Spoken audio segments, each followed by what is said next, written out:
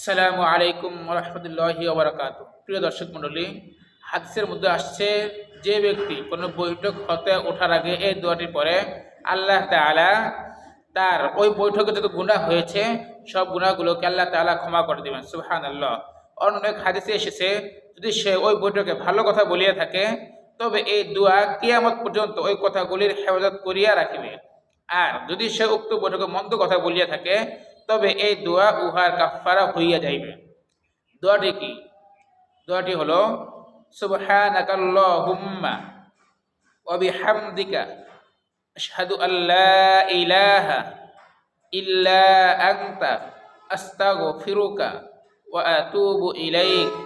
আবার বলছি, সুবহানাকাল্লাহুম্মা ওয়া বিহামদিকা আশহাদু আল্লা ইলাহা ইল্লা আনতা আস্তাগফিরুকা ওয়া আতুবু ইলাইক। তাই আমরা কোনো মজলিস হইতে ওঠার সময় এই দোয়াটা বেশি বেশি পড়ব। ইনশাআল্লাহ আল্লাহ তাআলা আমাদের সমস্ত গুনাহগুলোকে ক্ষমা করে দিবেন।